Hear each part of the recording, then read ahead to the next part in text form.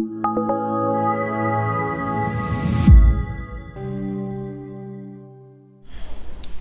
we're doing Parsha.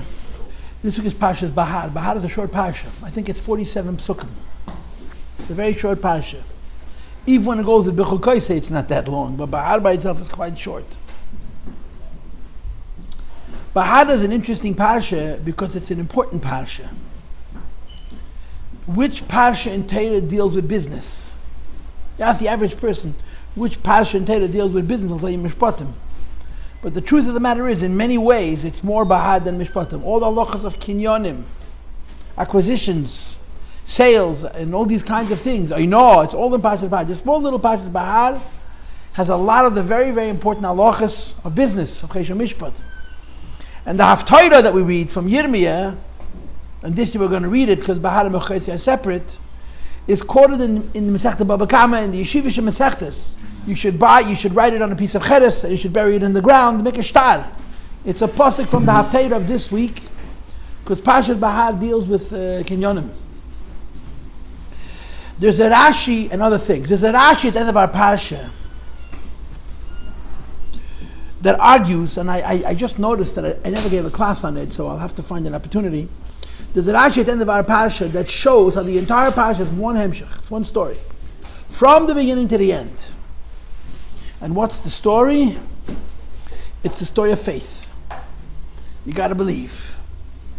You're living in Eretz Yisrael, and you're told once in 7 years there's no work, there's no parnasa. Once in 7 years, as they say in Koilel, trust your father. I mean, trust God. Yeah, once in 7 years you got to trust God. And when you have a Yovel, it's twice in succession. And the halachas of Shemitah, as you all know, apply only in Eretz Yisrael. Bizman hazeh it's only midrabanan, but they only apply in Eretz Yisrael. And of course, the idea Yisrael is a holy land. We're closer to Hashem, so there's an expectation of higher faith. In other words, there's a possibility for higher faith, and therefore there's an expectation for higher faith. For the Kabbalists keeping score at home, Chutz La'aretz is considered Kabbalistically Asiyah. Eretz Yisrael is considered Kabbalistically Yitzira, Yerushalayim is considered Kabbalistically B'riyah, and the Beis HaMikdash is considered Kabbalistically Atzilus. What does that mean? That means in Chutz La'aretz you see Teva, you don't see Hashem at all. Like the Gemara's Lashon, living in Chutz La'aretz is like worshipping idols in purity, because you're living in a place where you don't see Hashem's presence. Eilam HaYitzira is a place where you see Hashgacha Pratis, you see Hashem's hand in nature. Elam Abriya, which corresponds to Yerushalayim, is a place where you see miracles. And Elam Atzil is the place where you see the Eibshter. So Eretz Yisrael is a higher standard, but the of Elam HaYitzira, and on some level even Bizman hazeh, even times of Galus. So there's an expectation of more Amunah. What happens when you don't have more Amunah? You start to sell things. If you don't trust Hashem, all of a sudden your finances go down. In other words, the opposite. Not that you're going to guard your wealth and you're going to be careful to worry about money. Are you going to be successful? If you're going to trust Hashem, you're going to be more successful. And if you don't trust Hashem and you don't keep Shemitah, you have to sell things. First, you're going to sell your metaltalim, your assets that are not ba'achrayis. And when you can run out of them, you're going to start selling your land. And you're going to end up selling yourself. First, you're going to sell yourself to a Jew, then you're going to sell to a non-Jew. The end of the Parsha is le'ekim mishpachas ger. You're going to end up selling yourself to Avadai Haim itself. So there's a Rashi in Shabbos Eschitas, and pay attention to that Rashi. It's not so long, but Rashi goes through the whole Parsha and he shows you that it's like a cascade, like it's an avalanche. It's a series of dominoes. If you don't have a moon on the higher level, you fall to the next level. If you don't have a moon again, you fall to the next level. In other words, Hashem gave us a series of mitzvahs that are expensive, they're hard. Because these mitzvahs involve trusting Him. These mitzvahs involve not just thinking about Gashmias from a strictly material perspective, but truly believing that you quote only, end quote, make a keli and panasa, and the panasa comes from Him, and the more you believe it, the more you see Him, the less you believe it, the more you suffer. That's so the Parshas BeHar has a constant, as a scheme from the beginning to the end. It talks about many different things, but the Rashi says it's one of the last Rashis in the entire Parsha, that the whole Parsha from the first pasuk to the last pasuk is one continuum. One of the ideas which is mentioned in this week's Parsha twice is the idea that the Jewish people are Hashem's slaves. You have it in Pasuk Membeis. In Pasuk Membeis it says, Kili b'nei Yisrael avadim, Avadai Haim, asher etzesi esam eretz Mitzrayim, ani Hashem Elokeichem. No, I made a mistake. In Pasuk Membeis it says, Ki Avadai Haim, asher etzesi esam eretz Mitzrayim, they're my servants who I took out of the land of Egypt. Lo yimachorim emkeres avad, they cannot be sold as a slave. And in Pasuk Nunhei it says, Kili b'nei Yisrael avadim, the Jewish people are my slaves. Avadai Haim, they're my slaves. Asher etzesi eretz Mitzrayim, the land of Egypt. They shall Elokeichem, I'm God, your God. Two psukim in our Parsha, both Hashem announces that the Jewish people belong to me. And in both cases, Rashi says, Shtare koidem. I own them before you do. When a Jew is sold, even if he's sold to a guy, if the guy is a erlich guy, as the expression is, Yad Yisrael Takif, if the guy follows Torah, the guy is told, I want you to know, you purchased a Jew, you purchased somebody against whom there is a lien, right? If you buy a house, I bought a house many years ago with the help of grace of God. So one of the things that you buy when you buy your house is called title insurance. Title insurance means what happens if you buy this house and you take a loan from the bank for who knows how much money and you give it to the seller, and then a week later or a month later, a year later, some guy comes along and claims the house belonged to him. And the seller was a Gane, or the seller didn't know that he was a prior owner, or there's liens and taxes against it in Talazachin. So you buy a special insurance, it's called title insurance, and one of the things that happens before you're able to complete a sale is that the bank makes sure that there's no liens against this house, nobody else owns it, because if you're going to buy a house that somebody else already owns, the bank is going to be in trouble, and you're going to be in trouble, and the bank's money is going to be in trouble. As they say in the real world, blah, blah, blah, blah, blah. Anybody who buys a Jew as a slave, the Torah says, I want you to know you are purchasing a commodity against whom there is a lien. Somebody bought them already. You're buying something. I want you to know, Kili b'nei Yisrael, they belong to me. So you want to use them, I'll let you use them for a time, whatever the particulars are, but you should know, Kili b'nei Yisrael avadim. So you buy a slave, a Jewish slave, even if a guy doesn't have a chiyuv to file dinei Torah, but the Eibishter says to the guy, I want you to know, you purchased a Jew, you purchased somebody that's already owned. And therefore, your ownership and your legal possession of that item is limited to the allowances of the prior owner, which is the Eibishter. And of course, the way he said the Lashon in Rashi is, he says it twice. Shtare koidem, my shtar, my document of ownership came before yours. So, as they say, I'm going to let you buy him, I'm going to let you pay for him, I'm going to let you use him for a time, I just want you to know I own him. My shtar came first, and my shtar is not annulled by your shtar. What is the reason this pasuk is brought technically? Because the Torah is talking about a slave going out by Yovel, right? When the Jubilee year comes, the slave is free. And when the Jubilee year comes, the slave is free no matter what, right? A regular Eved Ivri serves 6 years. What happens if Eved Ivri serves a year, the next year is Shemitah? He doesn't go out by Shemitah, he has to serve 6 years, the 7th year he goes out. But what happens the next year is Yovel, the Jubilee year? He could have been purchased yesterday. When the Yovel comes, the slave is free. So you have it twice in the Chumash. Once, when a Yid buys a slave, a Yiddish slave. And the second time when a Goy buys a Yiddish slave. A Goy, a non-Jew, purchases a Jewish slave. Now, a non-Jew purchases a Jewish slave. We're talking about a non-Jew that's going to listen to the Sanhedrin. Either he's listening to the Sanhedrin because he believes in Torah, or he's listening to the Sanhedrin because the Jews are very powerful. But if he's not going to listen to the Yidden, then the Yidden have no control. But the Psak Din HaTorah is, a non-Jew buys a Jewish slave, he buys him under the presumption that this person has an earlier document of ownership. This human being is owned by somebody before, and therefore when Yovel comes, he's going to has to go out free. So they have twice the same idea basically. The Yidden are called Hashem's slaves, and Shtare Koidem, Rashi says he belongs to you before he belongs to you, and therefore when the Yovel comes, the sale is off, both when a Jew bought him as well as when a non-Jew bought him. Now, the Sforno says a little bit of a different spin, right? According to what I just said, This statement of the fact, Avadai Haim, the Jew belongs to me, is being told to the guy, is being told to the buyer. A buyer buys a commodity, and then you whisper, I want you to know, you're buying a commodity, but you should know there's a lien against it. Somebody owns it before you. Now, if you want to pull out of the sale, it's your business. But you should understand, you're buying a commodity as an earlier owner. That earlier owner is going to come along one day and reclaim his possession. And that's going to be when Yovel comes, or when 6 years come, whatever the particulars are. The Sforno has a different spin. The Sforno spin is the exact opposite. A human being who's Hashem's slave, who went ahead and took for himself another master, should be a slave forever. You should throw away the key. What kind of business do you go and sell yourself to somebody else? So the Sforno says that the Jew deserves to be enslaved. The Jew deserves to be put through the worst conditions because of the bad choices that he made. But in the end, he's God's. In the end, he's Hashem's slave.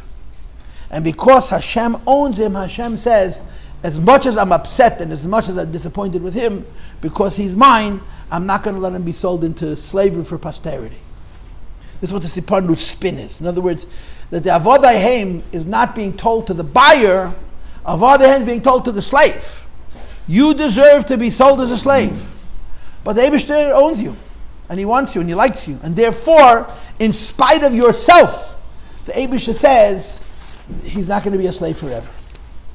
Now, Rabbi, I spent an hour preparing this class. I have a whole bunch of different ideas, just loose ideas, disparate ideas, from Midrashim, from Chazal. It's mostly built on the Torah Shlema, but I have some notes about this idea that the Yidden are the Eibishter's slaves. Okay? And I'm going to go through, in other words, today's class is interpreting the meaning of the Eibishter saying Jews belong to me, that the Jews are my slaves. There's a whole bunch of different insights from the Chazal. Some of them are more positive. Some of them are more negative. Okay? But we're going to go through them in whatever order we have, whatever time. I don't have as much time as I would have liked either. Number one, there's Halach and Gemara. It's Shulchan Aruch, which is, you could almost say that it's not a fair halacha. If I hire you to do a job for me, and the job takes a week, you're allowed to quit at any time. If I hire you to do a job, and I pay, for sure by a schir yom, and the job takes a week, you can quit at any time. You know why? Because you belong to God. You have a prior owner. At any time, a Jewish laborer can say, I'm not going to work anymore. Now, if a Jewish laborer stops working in the middle, he's responsible for the job to get finished. So you could take his salary and hire somebody else or whatever arrangements, but you cannot force it to finish the work. If a Jewish laborer quits in the middle, you cannot stop him from quitting. You can penalize him. You can pay for it. But you cannot force a Jew to do work against his will, because Avadai Haim, it's a din in Torah based on this mashal. The Torah says that a Jew belongs to God. One of the halacha l'maaseh, an actual halacha which comes from this din, is Eved Ivri. You hire a worker, he's Jewish. In the middle of the day, he can quit on the grounds, I don't want to do it. I'm a free man, you can't force me to do it. But you agreed, you gave your terms, maybe even made a contract. The particulars don't matter. Based on this idea that we belong to Hashem. Go ahead. So let's say you hire someone to work for a week and he works 6 days and almost finished and quit. Can you say, like, I'm not paying you anything? No, you have to pay him for the work he did. That's the word. You pay him for the work he did, then you have to hire someone to do the rest of the work. Sure. If that other laborer is going to cost more money, you can take it off his 6 days. But you can't just not pay him. In other words, it's basically a non-fairness built into Torah based on religious grounds.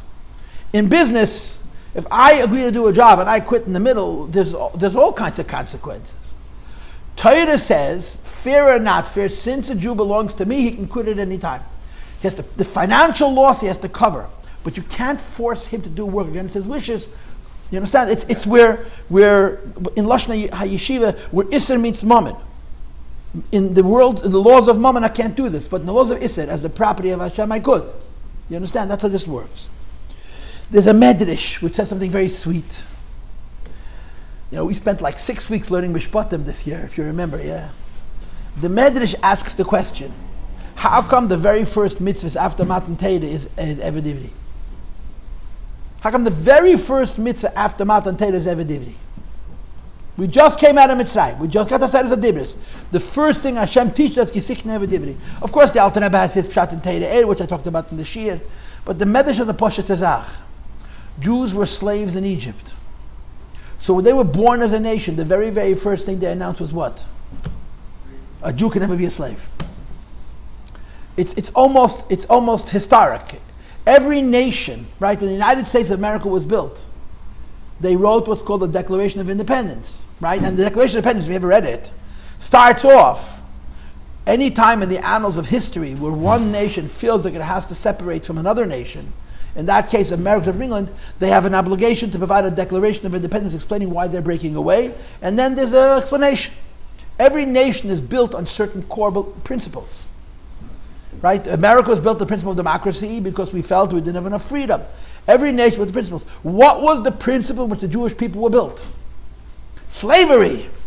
We came from slavery, and the very first thing we announced when we became a nation is a Jew will never be a slave. And that's the pshat in this pasuk, Avadai Haim, when the Abishah took us out of, they made us his slaves. And therefore we can never truly be a slave to anybody else. And of course, this plays itself out in the dinim of Eved Ivri, that even when you purchase a Jewish slave, it can only be for 6 years or until Yovel, and other things like that. There's a cute little medrash. I'm sure there's a lot of depth to this medrash. I just found this medrash very, very interesting. When Hashem tells Moshe Rabbeinu that the Yidden give a machzah shekel of keifer nafshei, Moshe, that doesn't make any sense.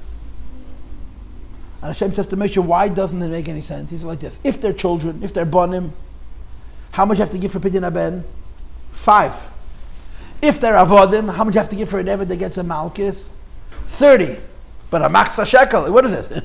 Moshe doesn't understand. Hashem tells them the koyfer nafsh is a machzah shekel, and Moshe says if they're bonim, if they're your children, they have to pay 5 shekel. If they're avodim, they pay 30 shekel. What's the half a shekel? And the Ibn says that's how it is, a half a shekel.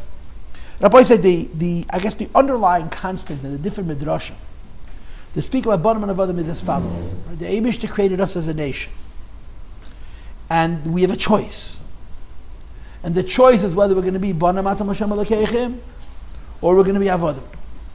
In the davening of Rosh Hashanah, we say, in Hayom Haras Olam, Im Kevonim, Im Kavodim. We're either Hashem's children or Hashem's slaves. Or to say it backwards, when we say the prayer Avinu Malkeinu, and Avinu Malkeinu goes back to the Tanoim. Our Father, our King. Our Father, our King is the same thing as saying we're His sons and we're His slaves. We have 2 possible relationships with Hashem. We can have a relationship with HaKadosh Baruch Hu as His sons, and we can have a relationship with HaKadosh Baruch Hu as His slaves. And I guess on some level it's our choice. What's the difference in a Ben and an Eved? You ever learned in the Slichas? In the David Hashem we say this: Im Kevonim. If we're Hashem's children, Rachameinu keracham avabanim, have mercy on us like a father has mercy on his children. Vim ka'avadim. And if we're your slaves, eineinu lechatloyes, we look to you with pleading eyes. Atetchaneinu have rachmanas on us, v'teitzi ka'aretz et keseinu, you show righteousness, because an owner of a slave doesn't love his slave. He doesn't have rachmanas on his slave. But a slave belongs to him, he's a commodity. And if the master ruins a slave, the master is ruining his own wealth. So, im kavonim, if we're Hashem's children, then our relationship with Abish is based on love.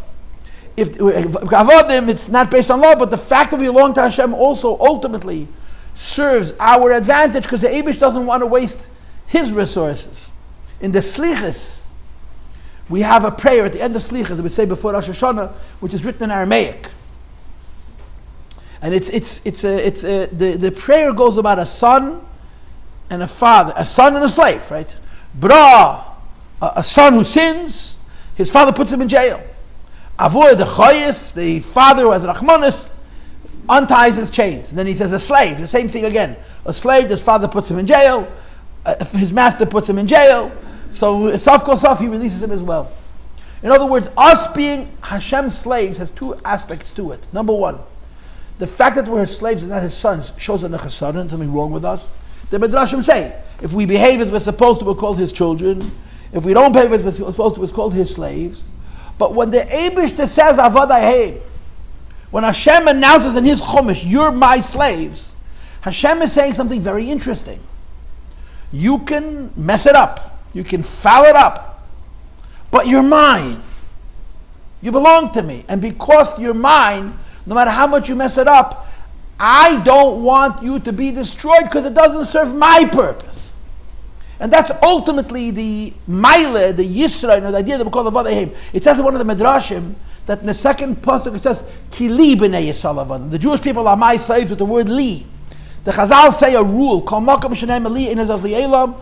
The word li denotes, the meaning of the word li is forever. Like vikhu li truma. Anytime the word li, it means forever. Ki li b'nei Yisrael avadim, we are the slaves of HaKadosh Baruch forever, which means, in our worst moment, when the Eibishter is, quote, the angriest with us, and in terms of a father-son relationship, we burned that bridge, and there whatever consequences we are supposedly supposed to get, we remain his. And because of the fact that we remain his, the Eibishter does not let us to be destroyed because we're his wealth, because we're his property, because we belong to him. There's another Midrash which I found fascinating, and wegen dem Midrash came in Kleren. This Midrash, I think, is a foundation for a big chassidus, for a big drasha, where the Midrash says as follows: the Eibishter loves Gedim. Hashem loves converts. What is the proof that Hashem loves converts? Because converts are called slaves. Converts are called avadim, and Yidden are called avadim. So the Midrash is saying, you know why Jewish people are called avadim? Yidden are called avadim because they're like Gedim, like converts. That's what the Midrash says. Hashem loves converts. Hashem loves Gedim, Gedei Tzedek. What is the proof that Hashem loves Gedim? Because he calls all of us his slaves. And a Ged is called an Eved. So by identifying Jewish people by a title which is attributed to Gedim, it shows that the Eibishter favors Gedim. Now what's a Ged? Let's be straight. What's a Ged Tzedek? What's a righteous convert? In the simplest statements, a Ged is Avraham Avinu. It's a Ged is. What makes you Jewish? Your father and your mother. What I do about it? Nothing. Right? There are certain days I wake up in the morning and I say, maybe I should have had a different father, different mother, yeah? What's a Ged? A Ged chooses it. There's a very, very famous letter, I spoke about it many times, the Rebbe did, to Rabbi Avadai Haim, I think Rabbi Avadai Haim. He was a contemporary of the Rambam's, and he asked the Rambam Shas Nalocha. When we daven, we say, the first bracha, Elkei Avraham, Akeinu v'Elkei Avo Yiseinu. My God and the God of my father. Can a Ged say Elkei Yiseinu? And there's a lot of circumstances in Tefillah and other places where we refer to Hashem as the God of our fathers. What should a Ged Tzedek do? And the source of it is Bikurim. When you owned a piece of land in Eretz Yisrael and you would bring the fruit, in Bikurim you say, Asher Asat Alav Yiseinu, you gave our ancestors. So a Ged for sure, a Ged can't really own that soul, but if he does, it's maybe V'nikoire. But there's a lot of shilas about Misha Berech Saviseinu, Avraham, Yitzchak, Yaakov, Yevorech is Chaim Avraham ben Avraham. If you're a Ged, tell him Misha Berech Saviseinu, that's my father. So the Rambam wrote him a long letter with many details, and the Rambam's letter is very famous. It's also incredibly warm. First, the Rambam writes that every Ged is Ben Avraham, which is the source of the halacha, that when a Ged Tzedek gets an aliyah, they announce his name as whatever his name is, Gedalia Ben Avraham, or Avraham Avinu, or Sarah Imenu. But then the Rambam writes that every Ged is a son of God, and he brings rayas. That a Ged is not a son of Avraham, he's son of the Eibishter himself. In other words, a Ged is not the child of Avraham Avinu, he is Avraham Avinu. So a Ged Tzedek has a huge advantage. Why? He chose it. Now a Ged Tzedek has a huge disadvantage, which is an undeniable truth. And I know that this is very politically incorrect, but it's the truth. A Ged Tzedek's chesed is that he has no yichus. Gej. Now yichus is like zeros, as you've heard the expression 1,000 times. If you put a 1 in front of it, it makes a large number. Without a 1, it's nothing. But in the Gemara, there's an actual story. A Maisa b'Poyel Mamish. There was a Yid whose name was Akiva ben Yossi. You may have heard of him, right? What was his first name? Reb Akiva. Reb Akiva, the Gemara says, he was one of the greatest Jews who ever lived. I say this to people all the time. If you made a list with the 5 most important Jews in history, the first person on the list is Moshe. The last person on the list is Mashiach. Who are the 3 in the middle? My 3 are Ezra, Sefer, Rabbi Akiva, and the Rambam. Those are my 3. No, Rabbi Akiva. Rabbi Yehuda Nasi wrote down the Torah that he got from Rabbi Meir, learned from Rabbi Akiva. The whole Torah we have is Rabbi Akiva's. Rabbi Akiva is one of the most important Jews in history, and he was his father was a convert, not his great-great-great-great-grandfather. His father was a Ger Tzedek. So the famous story in Masechta Brachos that Rabbi Gamliel was demoted. He was the Nasi. He was real gesh. Yeah, he was real gesh. Rabbi Yehuda Nasi's grandfather. He was real gesh. He came from the Yehuda Hanasim, Hillel Hanasi, David HaMelech, the whole thing, and he was Mevayish Rabbi Yeshua. He humiliated Rabbi Yeshua. He did it more than once. Rabbi Yeshua is such a beautiful Jew. When you learn about Rabbi Yeshua in the Mishnayos, you just love him. But they weren't so nice to him. Rabbi Yehuda Nasi picked on him. Rabbi Gamliel picked on him. So they got together and they decided they're firing Rabbi Gamliel. And their first choice for replacement was Rabbi Akiva. Because he was the greatest person. Why did they not choose Rabbi Akiva? They were afraid of Kpeda.